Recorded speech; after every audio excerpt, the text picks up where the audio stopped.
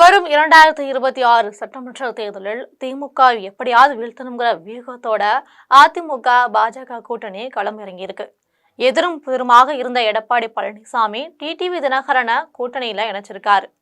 கூட்டணியை இறுதி செய்யும் பணிகள் தேசிய ஜனநாயக கூட்டணி தீவிரம் காட்டி வராங்க.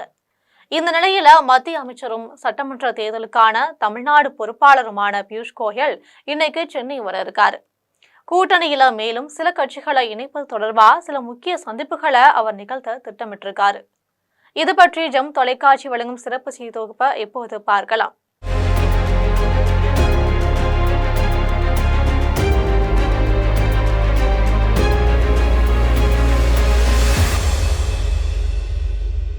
பிரச்சாரம், தொகுதி பங்கீடு, வாக்குறுதிகள்னு தேர்தல் ஒட்டி அரசியல் களம் பரபரப்பாகி வருது. ஆட்சியை தக்க வைப்பதற்கு திமுக கூட்டணியும், ஆட்சியை பிடிப்பதற்கு அதிமுக பாஜக கூட்டணியும் தீவிரம் காட்டி வராங்க. நாம் தமிழர், தவிக கட்சிகளும் களம் காண்பதால 4 முனை போட்டி நிலவிட்டு வருது. திமுகவை வீழ்த்த அதிமுக பாஜக தேசிய ஜனநாயக கூட்டணியில பல்வேறு வியூகங்கள் அமைக்கப்பட்டு வருது. பாஜக தமிழ்நாடு பொறுப்பாளரான மத்திய அமைச்சர் பியூஷ் கோயல் கூட்டணி வியூகங்கள் உள்ளிட்ட பல்வேறு விவகாரங்களை ஆய்வு செய்து வராரு. முன்னாள் முதலமைச்சர் ஓ பன்னீர்செல்வம், தேமுதிக, புதிய தமிழகம் உள்ளிட்ட கட்சிகள்லாம் இணைவாங்கன்னு எதிர்பார்க்கப்படுது. ஆனா பன்னீர்செல்வத்திற்கு அதிமுக பொதுச் செயலாளர் எடப்பாடி பழனிசாமி நோ சொல்லிட்டாரு. தேமுதிக மற்றும் டாக்டர் கிருஷ்ணசாமியின் புதிய தமிழகம் பிடிகொடுக்காம இருக்காங்க.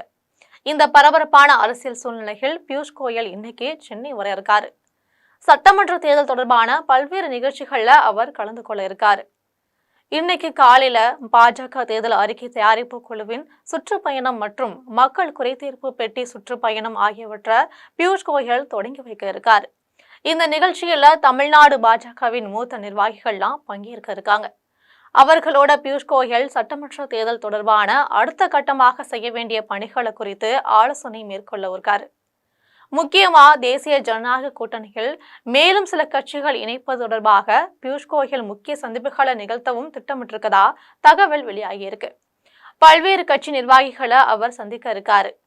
பியூஷ் கோயலின் வருகைக்கு பிறகு அந்த கூட்டணியில் மேலும் சில கட்சிகள் அதிகாரபூர்வமா இணையலாம் அப்படின்னு பாஜகவினர் நம்பிக்கை தெரிவிச்சிருக்காங்க.